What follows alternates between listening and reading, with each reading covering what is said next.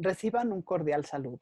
Yo soy Estela Parra Estrada, soy la directora de capacitación y atención a la Red Nacional de Teleaulas del Instituto Nacional de Desarrollo Social.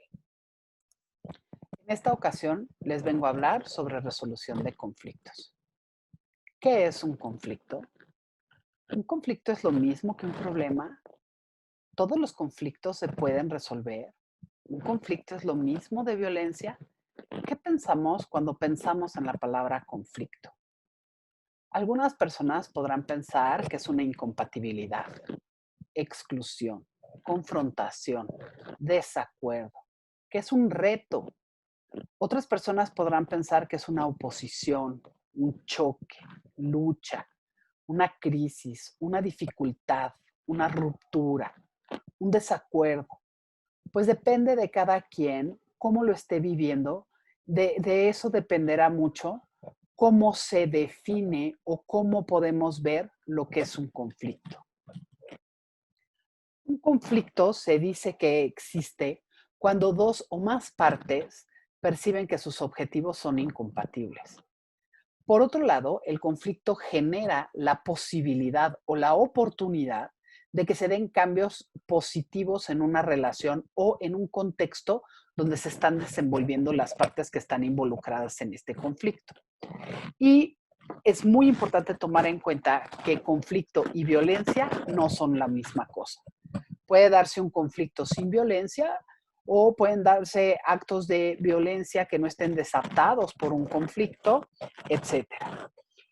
Un conflicto nos puede, retomando esta parte de que el conflicto es una oportunidad para generar cambios, el aprender a resolver un conflicto de forma adecuada nos va a ayudar a fortalecer nuestro liderazgo, nos va a facilitar que podamos trabajar en equipo, va a ayudar a que mejoremos nuestras relaciones interpersonales. Y cuando digo en el punto anterior que nos ayuda a trabajar en equipo, eso también funciona para las familias. Cuando tenemos un conflicto familiar, si aprendemos a gestionarlo y a resolverlo adecuadamente, eso nos va a ayudar a que como familia podamos resolver y enfrentar las adversidades con éxito.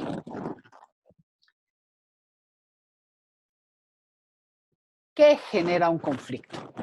Un conflicto puede estar generado por diferentes cosas. Uno podría ser por un conflicto de datos, es decir, tenemos información diferente. Cuando dos o más partes tienen una información limitada, diferente o la interpretación es distinta, puede generar un conflicto. Otro tipo de conflictos puede ser por intereses, es decir, ¿qué es lo que se quiere en el conflicto? Son intereses distintos sobre los elementos materiales, modo de obtenerlos o necesidades personales. Pueden ser conflictos por recursos, por poder, por reconocimiento, por prestigio, por necesidades de cambio, por lo que sea. Pero en ese sentido sería conflicto porque personas tienen intereses distintos. Conflicto de valores. Estos están relacionados con los sistemas de valores y creencias de las personas. Tiene que ver con dilemas éticos, cultura, religión, tradiciones, identidad personal, familiar, social, comunitaria, posiciones ideológicas, religiosas, creencias, éticas, valoraciones y con la moral. O conflictos estructurales que tienen que ver o que están vinculados con la desigualdad, con el poder, con los recursos, etcétera. Hay conflictos que tienen que ver con los derechos, ¿no? Con lo que entendemos, con la que se dan en torno a la interpretación, aplicación o planteamiento de leyes, normas, reglamentos, etcétera, ¿no? Conflicto de relaciones que tienen que ver con la relación entre una o más personas. Es decir, son conflictos interpersonales, conflictos que se van dando por la relación con las personas y la manera en la que éstas se forman alianzas y coaliciones. Ahora, de acuerdo con Lederach, existen 3 elementos en los conflictos. Están las personas, los procesos y los problemas. Las personas, es muy importante poder identificar quién está involucrado directa o indirectamente en este conflicto. ¿Cuáles son sus intereses o sus valores? Saber qué es lo que está en disputa, ¿no? Y de qué forma les afecta el conflicto. Es importante hacernos unas preguntas o cuestionarnos quiénes están involucrados. ¿Quiénes son los líderes o quiénes tienen el liderazgo? ¿Bajo qué influencia o qué poder se encuentran las personas que están metidas en este conflicto? ¿Qué tipo de alianzas y coaliciones existen? ¿Cómo perciben el problema y cómo lo describen? ¿Qué piensan que puede ser una solución al problema? Porque la verdad es que las personas que están involucradas en los problemas o en los conflictos son las que tienen las mejores ideas sobre cómo solucionarlos. ¿De qué forma les afecta? ¿Qué necesidades o qué intereses representan? ¿Cómo se puede plantear una situación para mejorar la relación, ¿no?, entre las personas? El problema. Los problemas surgen de 2 hechos. Uno, las diferencias esenciales y 2, los desacuerdos. En cuanto a las diferencias esenciales, son los aspectos objetivos que separan a las personas a partir de la discrepancia de sus intereses, valores o derechos.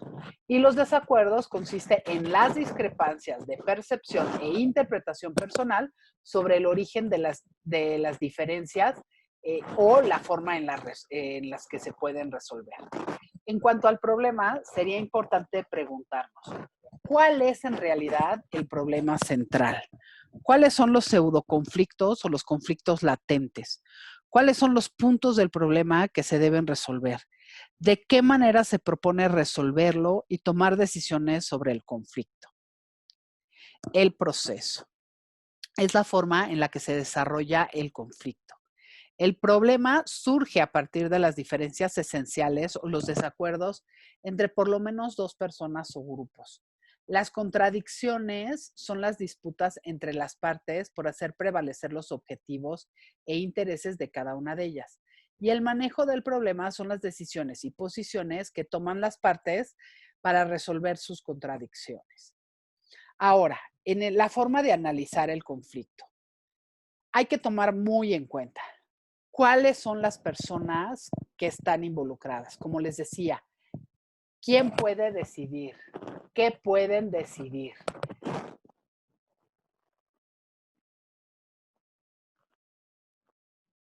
¿Cuáles son las emociones que están involucradas? ¿Qué quieren cambiar? ¿Cómo es la relación entre las partes? ¿Hay relación? ¿No hay relación? ¿Quieren conservarla o no? ¿Cuál es el problema? ¿Cuál es el tipo de conflicto? ¿Es de posición, de intereses, de valores? ¿Es un conflicto estructural? ¿Cuáles son las prioridades? Y en cuanto al proceso, ¿ya lo han intentado solucionar? ¿Cuántas veces? ¿De qué forma? ¿Quién tiene más poder? ¿Quién tiene más interés en solucionarlo? Etcétera.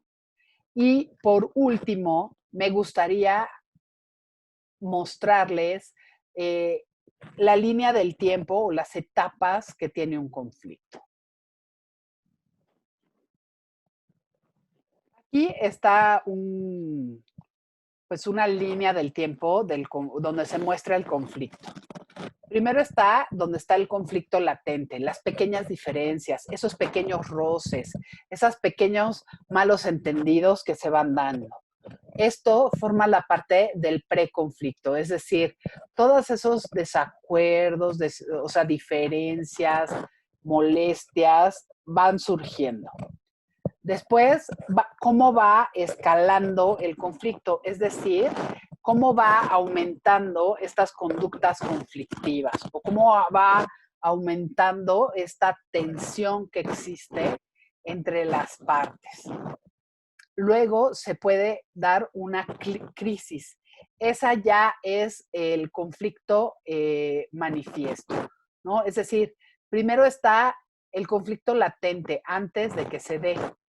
En cuanto se da la escalada, es un conflicto incipiente, pequeño, que apenas va subiendo poco a poco. Y en la etapa de la crisis ya es el conflicto manifiesto. En ese sentido, se da una confrontación abierta y el conflicto ya llegó a su límite, estalla. Aquí es mucho más difícil de intervenir. ¿Por qué? Porque las partes están muy afectadas por sus emociones. Es decir, están en la etapa más crítica y las emociones están en lo más álgido. Es importante esperar a que desescale tantito el conflicto. Puede haber varias formas en que se dé una resolución. A, que se llegue a un acuerdo. Es decir, las personas resuelven cada quien sus diferencias, alguna parte cede, las dos partes ceden, llegan a un acuerdo y se resuelve. La segunda, alguien se retira, se enoja y se va. O sin el enojo, nada más se va.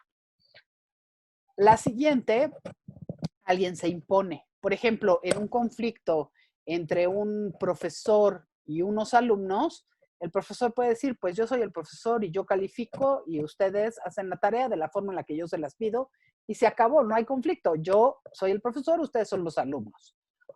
O un jefe con unos empleados. Cuando hay una posición de diferencia de poder, ¿no? O un padre y unos hijos.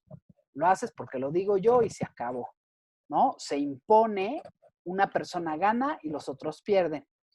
Y la otra opción puede ser que alguien acepte que hubo un malentendido o algo así y pueda cambiar la forma de pensar o pueda tomar aspectos de la forma de pensar del otro o de la forma de ver la situación del otro y acepte cambiar pues sus acciones o su ideología, etcétera.